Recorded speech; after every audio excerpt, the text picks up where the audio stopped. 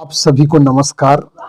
आज सुर सामग्री सुर कोकिला लता मंगेशकर जी का देहांत हो गया। उनको श्रद्धांजलि अर्पित करता हूं, उसके बाद मैं इसको पढ़ाता हूं आपको। उनको सत सत नमन। लता मंगेशकर जी को सभी को नमस्कार। आज हम कापर धातु के बारे में पढ़ेंगे, ठीक है, जिसे हिंदी में तांबा कहते हैं। इसकी भी बड़ी इंटरेस्टिंग कहानी है आपके जीवन में, तांबे के बारे में, कापर के बारे में। तो ये आवर्त सारणी का अपवाद तत्वों में भी है, तो इसलिए हम इसके सबसे पहले इलेक्ट्रॉनिक विन्यास को समझते हैं। इसका परमाणु क्रमांक आपका 29 होता है और परमाणु भार आपका 64 होता है, ठीक, 63.5 होता है, 63 या 64 समझ सकते हैं। तो इसका परमाणु क्रमांक क्या होता है? 29 होता है। तो इसका जो सबसे कापर आपका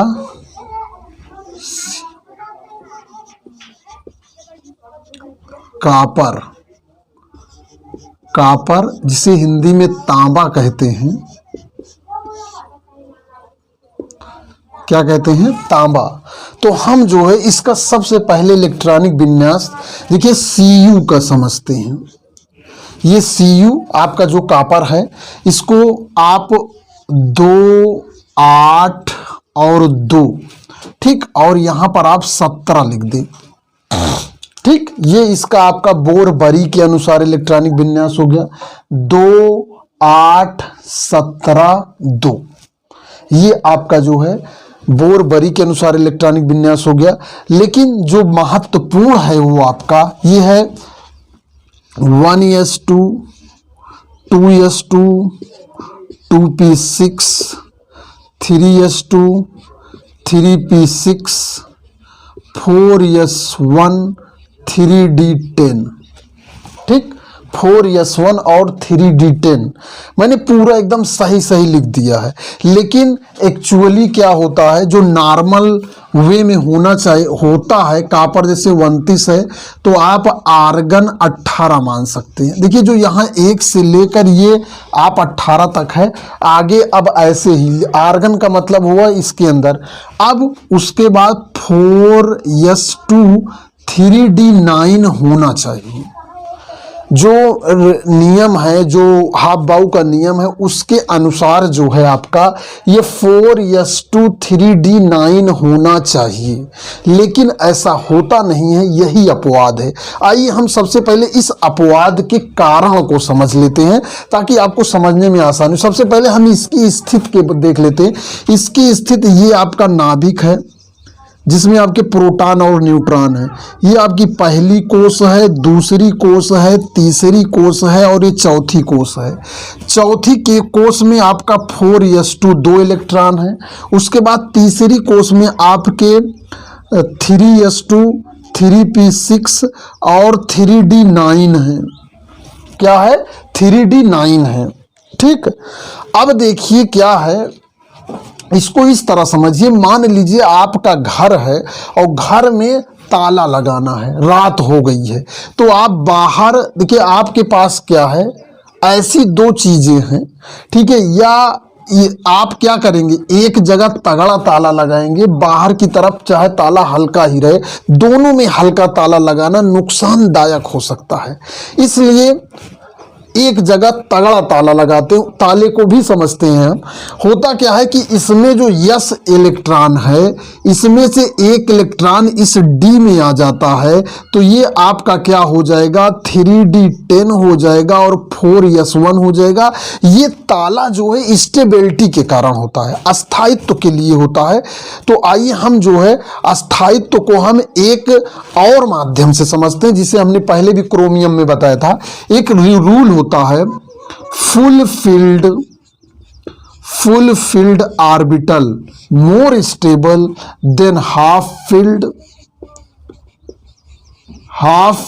is more stable than other field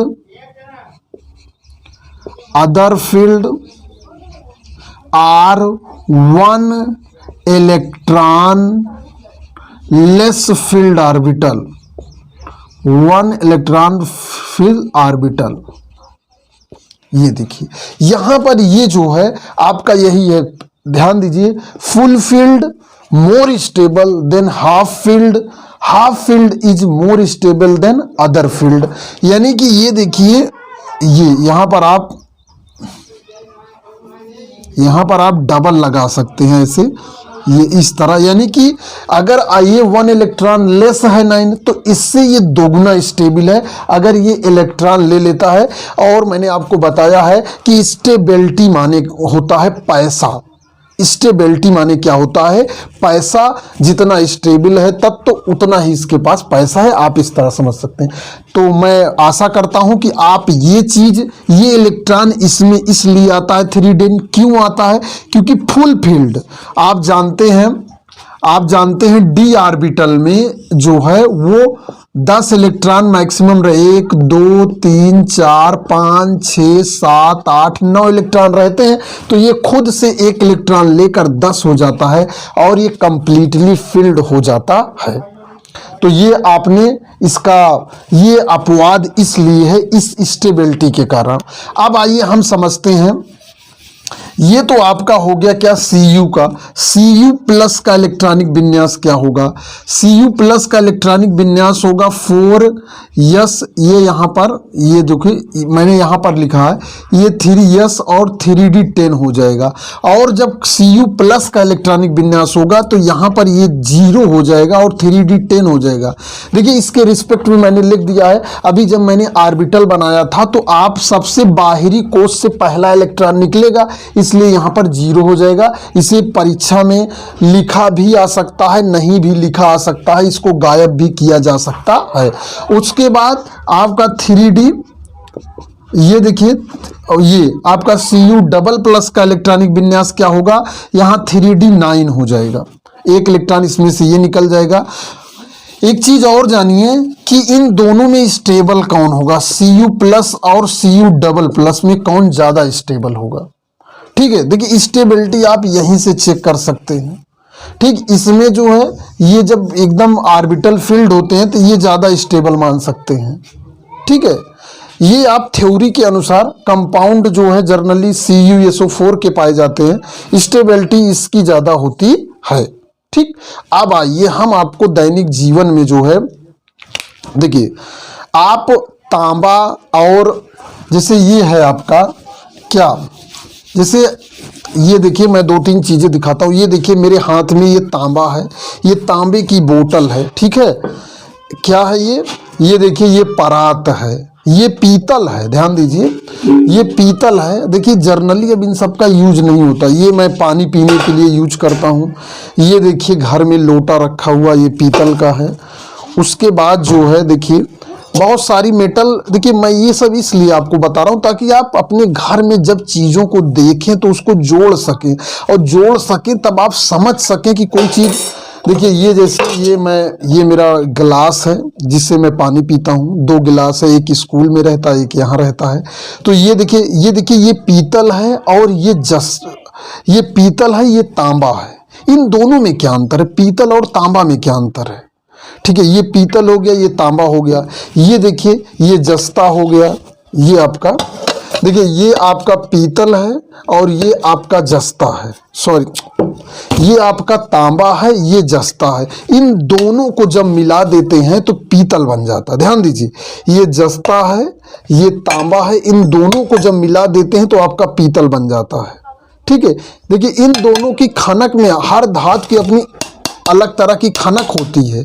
ठीक है, तो आप ये मैंने कहा ये तांबा है, ठीक है, कापर जो पढ़ रहे हैं, ये जस्ता है जो आगे हम अगला तत्व पढ़ेंगे जो जिंक होता है। ठीक, उसके बाद इन दोनों को जब मिला दिया जाता है एक फिक्स रेशियो में तब आपका क्या बन जाता है, पीतल। आपने सुना भी होगा ये दुनिया पित्तल दी, कोई गाना है। ठीक है, तो ये क्या होता है, पिताजी। देखिए ये पिताजी आप जानते होंगे, पिता माने होता है पीतल, ता माने तांबा और जा माने जिंक। देखिए ये याद करने का बच्चों तरीका है कि पीतल किन किन धातुओं से मिलकर बना होता है। तो पीतल जो है तांबा और जिंक से मिलकर बना होता है। ये बहुत ही सुटेबल तरीका है कि अगर आपको पीतल कहा जाए तो वो जो है पीतल जो है तांबा और जिंक से मिलकर बनी होती है। इसका फार्मूला है या शॉर्टकट है पिताजी।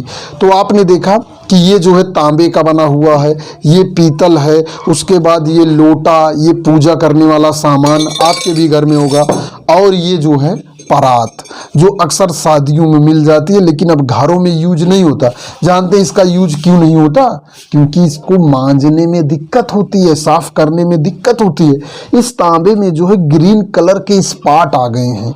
इन सभी में मैं आपको इसकी केमिस्ट्री डिटेल में बताऊंगा, इसकी रिएक्शन मैकेनिज्म। इसमें जो है तांबा जो है, तांबे में देखिए ये हरे हरे कलर के जो है स्पॉट आ जाते हैं। ये कौन रिएक्शन करता है इन्वायरमेंट से, तो ये बाद का विषय है। अब आप बहुत सारी धातुएं, जैसे ये देखिए ये तसला, ये क्या है? ये लोहा है। लेकिन क्या आपको लोहा लग रहा है? लोहा आपके जो दिमाग में जो आपके फिगर है वो क्या है और ये क्या है?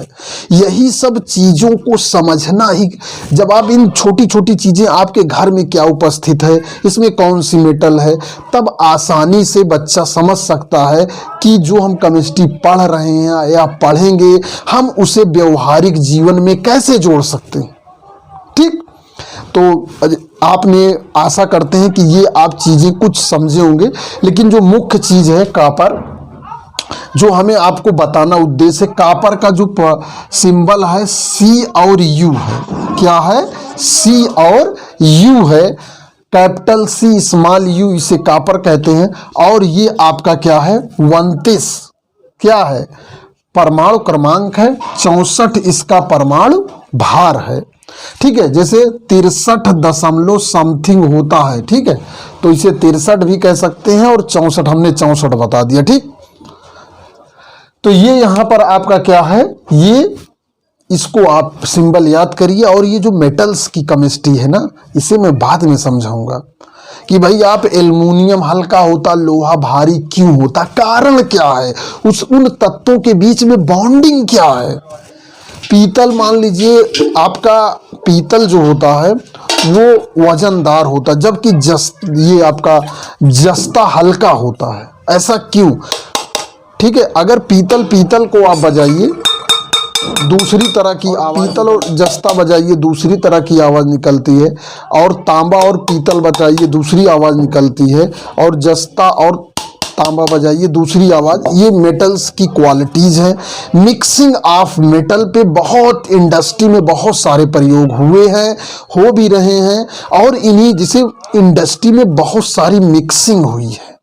मेटल्स को, शुद्ध मेटल को मिक्स मेटल मिटा के अलग अलग चीज़ों में यूज करना, इसी चीज़ को जानना, प्रक्रिया को जानना, समझना, यही साइंस है, यही केमिस्ट्री है। और जब आप यही सब जानने लगेंगे तो आप किसी भी उद्योग में जाकर नौकरी कर सकते हैं, बिजनेस कर सकते हैं। तो यहाँ पर जो है मैंने आपको कॉपर, मुख्य उद्देश्य कॉपर और कॉपर के अपवाद को समझिए। बाकी चीज़ें जैसे जैसे आएगी मैं उसको बताऊंगा। मैं गुलाब चंद मौर्य, इस वीडियो में इतना ही। धन्यवाद।